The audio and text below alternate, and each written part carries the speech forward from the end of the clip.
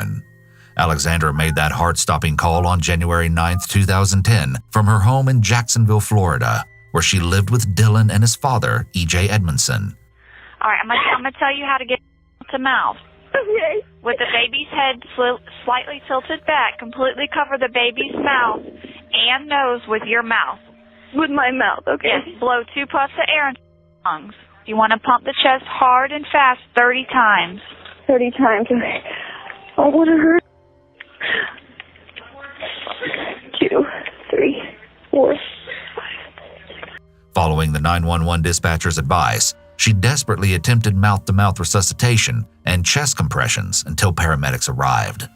Dylan remained unresponsive and was then rushed to a nearby hospital in critical condition. Doctors worked tirelessly and did everything in their power to save his life, but unfortunately, it wasn't enough. After hours of frequent interventions with Dylan exhibiting disorganized breathing, he passed away the following morning. Alexandra was visibly devastated. Those close said she was a fiercely protective mother who always went out of her way to ensure that Dylan was safe and comfortable. While family and friends described her as fun-loving and mischievous, investigators soon realized that Alexandra had been struggling with her fair share of inner demons for a long time. She claimed she had an incredibly tough childhood, allegedly filled with abuse and neglect, mostly at the hands of her mother, who was severely bipolar and attempted to take her own life several times. Her treatment as a child likely had a major impact on her development into an adult. When a child suffers from abuse or neglect, it's very common for them to later repeat that behavior. Unfortunately, the generational cycle of abuse and neglect can be very difficult to break. Tragically, at age 16, Alexandra made a heartbreaking discovery. She came home to find her mother deceased in a living room chair from an apparent heart condition. "It shattered me," Alexandra later recalled. "It broke me. I've never coped with it." 2 years later, Alexandra met EJ, who she referred to as a bad boy. The couple eventually moved in together, and while Alexandra had plans to attend college, she put everything on hold when she got pregnant. During this time, Alexandra later stated that she was thrilled but scared more than anything. As it turns out, Alexandra and EJ's relationship was very tumultuous. In fact, they'd both been arrested for a domestic conflict just a couple of weeks before Dylan was killed.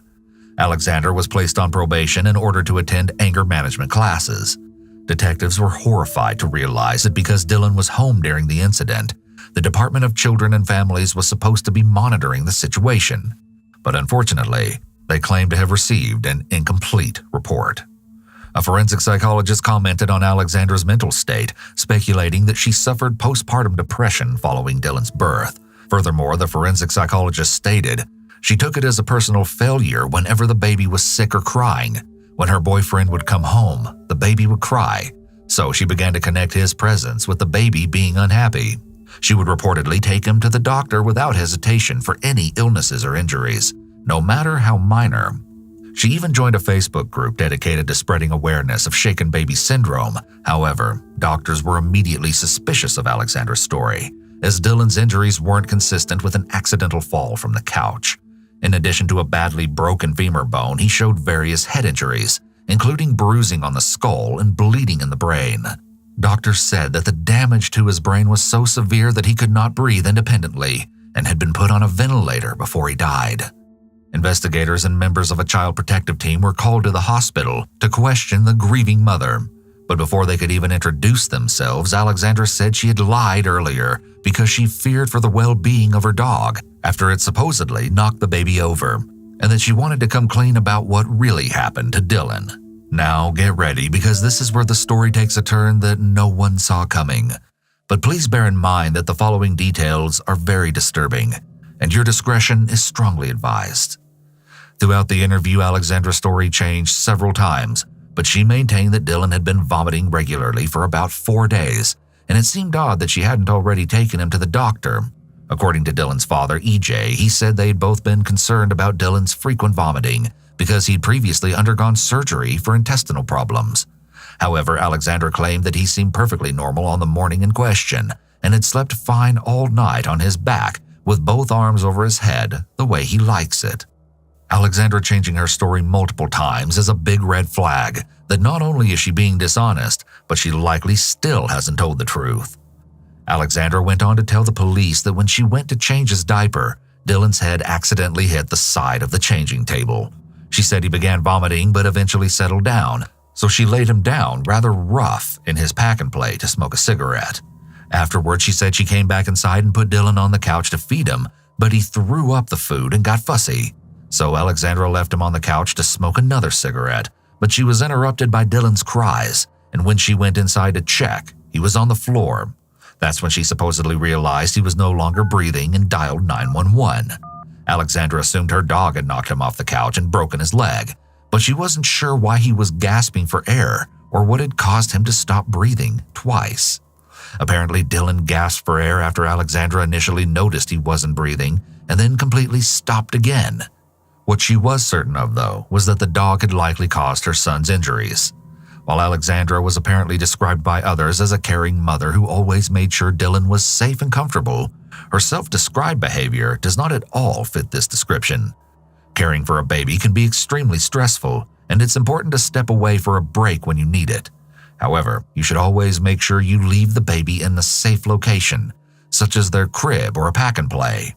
When she was finished giving her account, the investigative team shocked Alexandra with evidence that proved something far more sinister had been going on.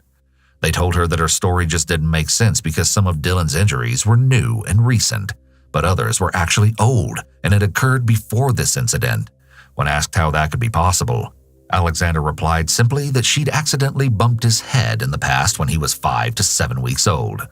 Alexandra suddenly started divulging that she may have hit his head harder on the changing table than previously stated. She also admitted that Dylan could have been placed in the pack-and-play more roughly than she thought.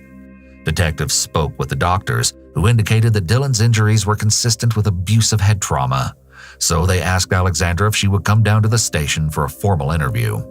She agreed, initially telling the same story as earlier about Dylan hitting his head on the changing table and saying that she did not lay him down easy in the pack-and-play. But then, an even more horrible truth began to emerge. Alexandra must have realized that no one was buying her story, so she finally started telling the actual truth. On that morning, she said Dylan was still struggling to hold down food, as he'd been for several days. Then she claimed to have taken an anti-anxiety drug before logging onto Facebook to play Fishville, an interactive simulation game. Although many news outlets reported that she was playing Farmville, police documents reveal it was actually the game Fishville. However, while she was immersed in the virtual reality, Dylan began crying, and after some time, Alexandra snapped. She told investigators that she picked him up and shook him roughly, possibly hitting his head on the computer in a fit of rage. She even demonstrated using a toy doll how she aggressively shook the infant. What Alexandra described is shaken baby syndrome.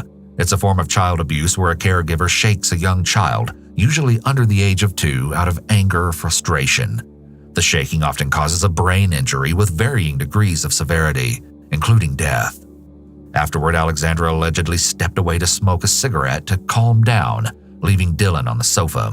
That's when she speculated her dog knocked him onto the floor, causing him to start crying. Alexandra then admitted to picking him up and violently shaking him again, only this time he stopped breathing. Finally, she briefly called the baby's father before making that frantic call to 911. Okay, listen, I'm going to give you instructions. We're going to get rescue on the way. Often, shaken baby syndrome occurs in the heat of the moment when a parent is extremely frustrated, which may have been what happened the first time she shook Dylan. But even after taking time to calm down, she still immediately returned to shake him again. This suggests that she may have been acting deliberately in an effort to harm Dylan, rather than an impulsive act. Alexandra soon claimed to have no recollection of actually shaking Dylan, but somehow knew that was what had happened, telling detectives, "I honestly can't recall the actual incident itself, but when it comes down to it, I'd taken a good handful of some Xanax. I guess I came to and realized that something wasn't right. I didn't know what it was in my arms. I realized that something I was holding before that was moving was no longer moving." However, it's conflicting that Alexandra was able to give such a detailed account of what happened, before claiming not to recall because of the Xanax. Because this detail was added later, it's possible she's lying and attempting to use the medication as an excuse. If Alexandra had in fact taken a handful of Xanax, she may be able to raise a voluntary intoxication defense. In many cases, this defense doesn't completely absolve the defendant of liability, but instead reduces the overall culpability for the crime. Regardless, she was immediately taken into custody and charged with aggravated child abuse, later heightened to murder when Dylan passed away. Those who knew Alexandra were absolutely stunned by the news. No one ever expected her to commit such an unbelievably heinous crime against a child she appeared to love more than anything. Alexandra's friends recalled her being a fantastic mother, with one contact telling reporters, "That girl was so protective over that baby. There should be more investigation done. I just don't know if she just snapped or what." The baby's father, EJ, told investigators that he had spoken with Alexandra that morning and instructed her to call the doctor. Still, when later asked about her experience as a mother, Alexandra said, "It was beautiful. I couldn't get enough of him. I didn't want people touching him. I didn't want them to break him. I didn't want nobody to do anything to him. His cries were like music. They weren't really sad to me because that's him. That's his way of communicating." However, in a tragic twist of fate, it was Dylan's cries that actually prompted the violent reaction from Alexandra, which ultimately led to his death. 10 months after her arrest, on October 27, 2010, Alexandra entered a guilty plea to 1 count of second-degree murder before a judge. This decision came after an official presentation of the evidence, including Alexandra's activity in the anti-baby shaking Facebook group and her statements to the forensic psychologist implying she had blacked out during the crime. However, prosecutors also shared a recorded phone conversation from inside the prison in which Alexandra told a relative that she had lied about blacking out. Interestingly, prisoners know that their calls, except those to an attorney, will be recorded. Those calls can then be used against them in court, such as in Alexandra's case. Despite her attempts to seek mercy from the judge, Alexandra was sentenced to 50 years in prison for killing her son. It was speculated that Alexandra had postpartum depression, and with that in mind, there are symptoms to look out for that may be a sign someone is suffering from postpartum depression. The symptoms can occur shortly after giving birth, or it may take months. Some common symptoms include anxiety or panic attacks, racing, scary thoughts, excessive irritability, anger or agitation, sadness, crying uncontrollably for very long periods of time, fear of not being a good mother, fear of being left alone with the baby, sleep difficulties, disinterest in the baby, family, and friends, thoughts of hurting yourself or the baby. If you or someone you know is struggling with any of these symptoms, please reach out to a professional such as your doctor or a licensed mental health provider for help.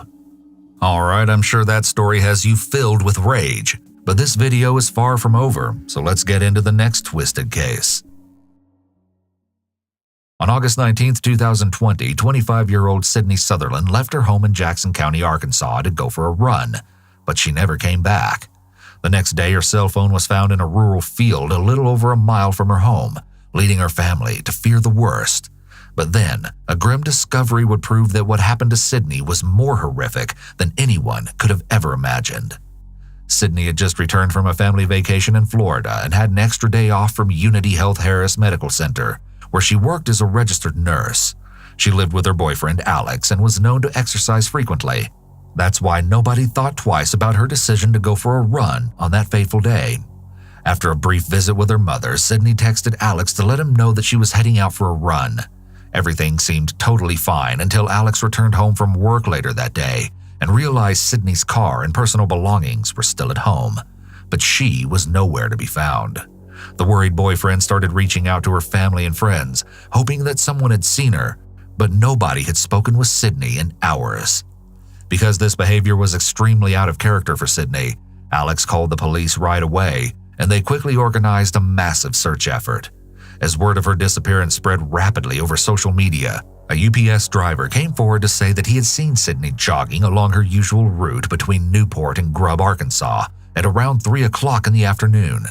However, as darkness fell over the search area, authorities called off the search until the following morning.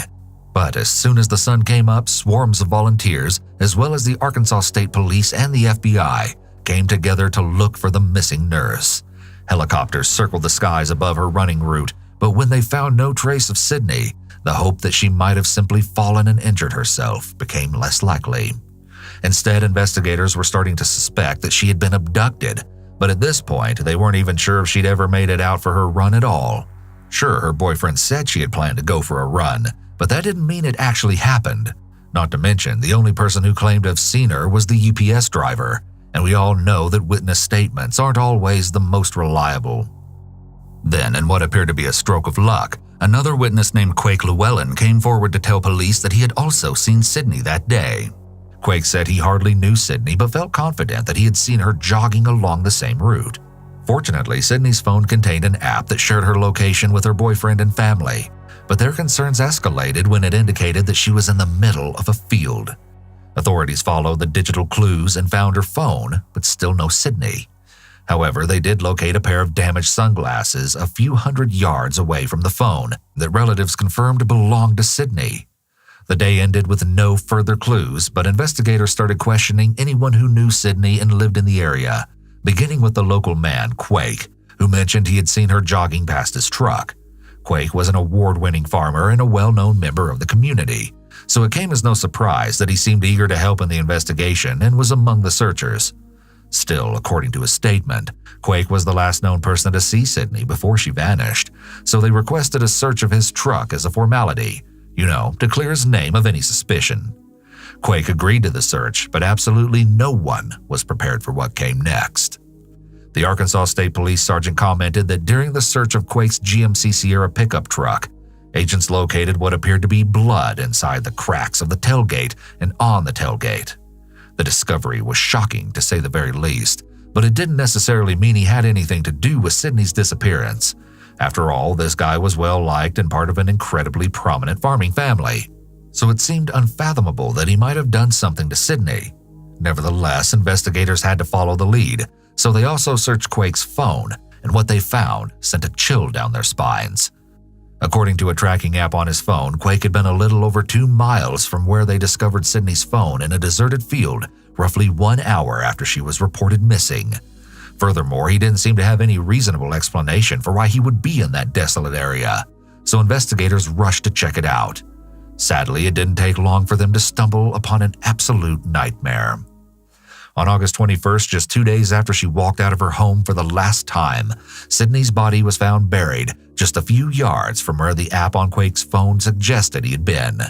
An autopsy later revealed that she had died from multiple blunt force injuries. Quake's mother and wife came forward to authorities right away, telling them about a surveillance video taken from their property on the day Sydney went missing that they needed to look at. While reviewing the footage, the two women pointed out the sizable dent in the hood of Quake's truck, and they insisted it hadn't been there earlier in the day. Oh, and remember how Quake told investigators that he hardly knew Sydney? Well, as it turns out, he actually knew her pretty well. Detectives were shocked to find that they'd grown up in the same community and even attended the same tight-knit high school, which reportedly had a graduating class of less than 50 students. Quake and Sydney were also friends on Facebook until he recently unfriended her. So while it didn't sound like they were best friends or anything, he certainly knew her better than he initially let on. Then, just hours after Sydney's body was found, Quake broke down under the mounting pressure and made a stunning admission. The friendly farmer said that he'd been driving down the road when he passed Sydney, and for reasons unknown, he turned the truck around and accelerated directly into her as she was jogging. Sydney was still alive after the impact, but Quake didn't stop there. Instead, he dragged her into the bed of his truck and drove to the isolated field, where he confessed to assaulting and murdering her. Quake then said that he tried to forget about the whole thing, and he allegedly claimed that he hadn't hit her on purpose. However, it's possible that Quake had been fantasizing doing something similar, and when the right opportunity presented itself, he took it. It's unusual for someone to do this completely out of the blue. Even in individuals who suffer from some kind of mental health episode, there are usually some warning signs first. Finally, investigators surmised that Quake had used a shovel to dig a grave and bury Sydney's body, as they found clear shoe prints on top of and near the grave. The shoes appear to match the ones Quake was seen wearing in surveillance footage on the day of Sydney's disappearance. Quake was subsequently arrested and charged with capital murder, assault, kidnapping, and abuse of a corpse. His attorneys requested a series of psychological exams to determine whether he was fit to stand trial or not. The psychologist ultimately concluded that he did not display evidence of a mental disease or mental defect at the time of the attack. Furthermore, experts specifically noted one disturbing comment made by Quake during the evaluation in which he stated he tried messing with Sydney's body a bit while she was still in the bed of his truck. Quake's attorneys cut him off before he could elaborate on this disturbing detail. While it's unknown if Quake had any prior history of violent behavior, given the nature of this crime, it does seem likely. He appeared to carry out this crime impulsively, which can be common with sociopaths. The fact that he pretended to help look for her, even though he knew the whole time she was dead, indicates that he lacked empathy for her family, as well as any remorse for what he did. During her victim impact statement, Sydney's mother addressed Quake directly, calling him Satan and saying, "She was not yours to take." She also told the court how he hugged her during one of the search efforts with the same hands you killed her with. Quake initially pled innocent to all charges, but eventually accepted a plea deal to avoid the death penalty. So, if you're ever looking for him, not that you would be, you can find Quake serving out a life sentence without the possibility of parole at the Randolph County Jail in Pocahontas, Arkansas. Unfortunately, there was probably nothing Sydney could have done differently to prevent this tragedy. It's unclear if Quake had been watching Sydney for some time and knew her running route, or whether the attack that day was more spontaneous. Changing up your running routes instead of sticking to a noticeable pattern could potentially make you less likely to be a target. However, one of the biggest safety tips is to enlist a friend or partner to be your running buddy. Now, let's get to our final twisted true crime case.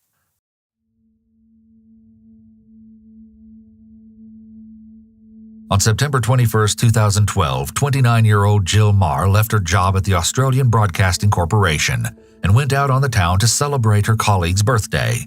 Nothing seemed out of the ordinary as she said her goodbyes after celebrating the birthday and began the 5-minute walk back to her flat to end the night. But that was the last time anyone would see Jill alive. Now, let's get a little backstory. Jill was born in Ireland and attended college at the University College in Dublin, where she met the love of her life, Tom Marr. The couple moved to Melbourne, Australia in 2009, and Jill accepted a job at the Australian Broadcasting Corporation. On that fateful Friday night, Jill and a few of her co-workers left the birthday party sometime around 9 p.m. to go to another bar for drinks. Most of them decided to call it a night after that, but Jill ventured to one last pub with a friend for a nightcap before heading home. Jill left the pub at around 1:30 in the morning, and while her friend offered to walk her home, Jill said it was just a short distance and she would be fine on her own. So she began the journey back to her flat, which, just for the record, was a little under half a mile away. During the first part of her walk, Jill called her brother for a quick check-in. That was the last conversation she would ever have with anyone. According to her husband Tom, he woke up at roughly 4 a.m. and quickly realized that Jill hadn't arrived home yet. He called her phone over and over but got no answer. Trying not to panic, Tom also reached out to her co-workers, hoping she had simply lost track of time. When it became clear that none of them could account for her whereabouts, he raced outside to search the route between their flat and the pub. Jill was nowhere to be found. Tom wasted no time and immediately contacted the local police to report his wife missing. Authorities sensed the gravity of the situation and sprang into action, as did Jill's friends and co-workers, who did everything they could to spread the word of her disappearance. Meanwhile, officers scoured the downtown area where Jill was last seen. They also collected evidence from Jill's flat and questioned Tom, who swore he had nothing to do with his wife's sudden absence. When asked why he wasn't out with Jill and her co-workers, he said he had planned to join but accidentally fell asleep on the sofa. Still, investigators couldn't help but notice the gap of unaccounted time in his story, and the doting husband quickly became their prime suspect. 2 more days passed without any sign of Jill, and her loved ones started to fear the worst. Then police made a startling discovery.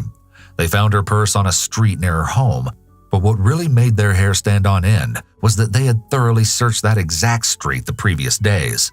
Furthermore, all of Jill's personal belongings, except her cell phone, were still inside, ruling out robbery as a potential motive. Detectives also believed that the bag had been planted in that location sometime after the initial searches. In light of this unsettling discovery, Tom spoke with reporters, urging anyone who might have seen something to come forward. Detectives were still very suspicious of Tom, but in carrying on with the investigation, they started requesting surveillance footage from the businesses Jill might have passed by on her walk home, and it didn't take long for them to get their first big clue. The cameras captured Jill as she walked by a bridal boutique, and she appeared to be speaking with a man wearing a distinctive blue hoodie. Jill's body language suggests that she may have been feeling uncomfortable, as she appeared to be trying to step away or keep her distance from the man in the blue hoodie.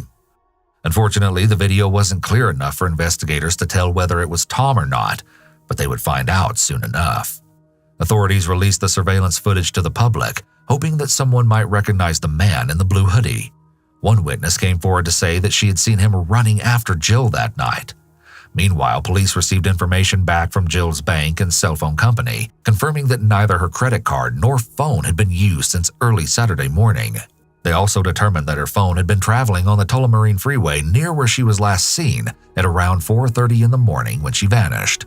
They compared her whereabouts to data from Tom's phone, and what they found changed the course of the entire investigation. To the complete shock of the police, Tom's phone clearly showed that he was at their flat, just like he'd said. Additionally, the forensic search yielded absolutely no incriminating evidence against him, so he was formally eliminated as a suspect. But if Tom wasn't responsible for Jill's disappearance, who was? Well, as investigators studied the chilling surveillance footage further, they noticed that the man in the blue hoodie had actually passed by the bridal shop 4 minutes before Jill came into the frame. There were also several vehicles around that they thought could be related to her disappearance.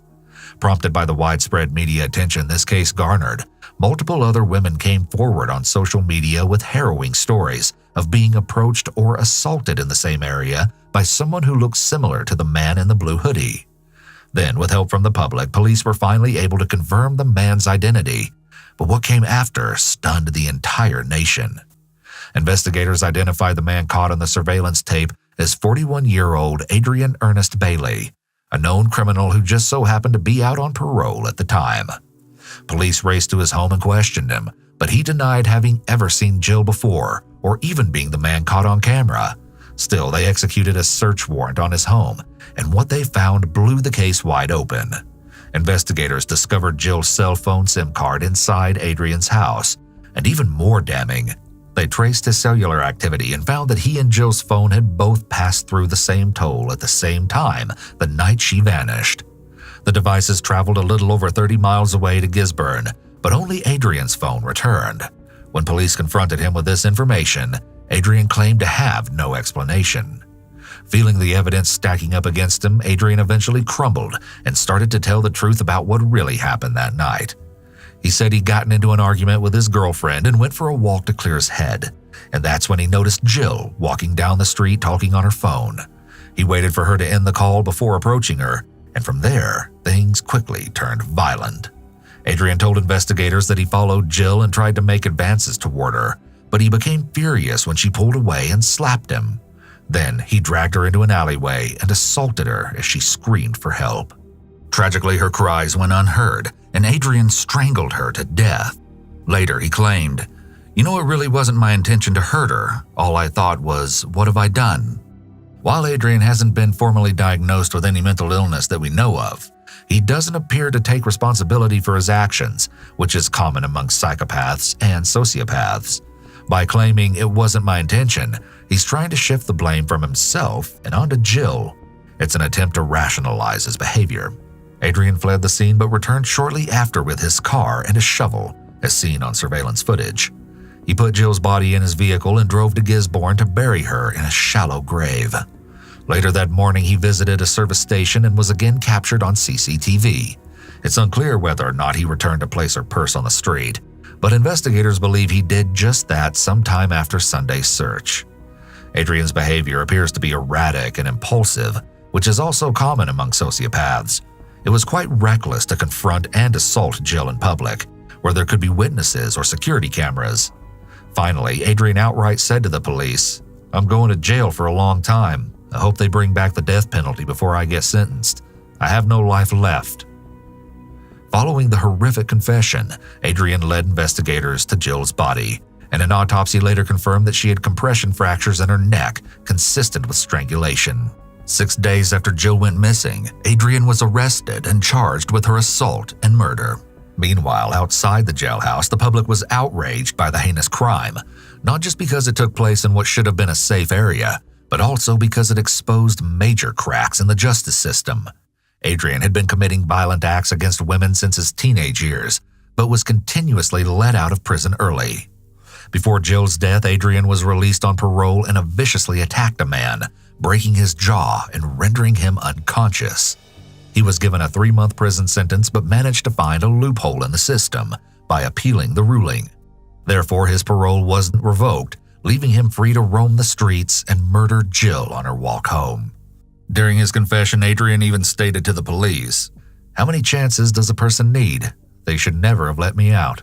Some reports state that Adrian initially planned to fight the charges against him, but he ultimately entered a guilty plea on April 5, 2013. However, he maintained his innocence in several other assaults that came to light amidst the media attention surrounding Jill's case. Nevertheless, Adrian was sentenced to life in prison with a minimum sentence of 35 years. While he attempted to fight the ruling by rejecting the judge's comment that he had taken perverted pleasure in the crime, the appeal was dismissed in less than 10 minutes. Justice continued to be served in the years that followed, with Adrian being found guilty of 3 other crimes against women that took place before Jill's murder. As a result, he was given an additional 18 years behind bars, and his minimum sentence was increased to 43 years, later appealed down to 40. Regardless, he won't be eligible for parole until he's 83 years old. Adrian's mother later told reporters that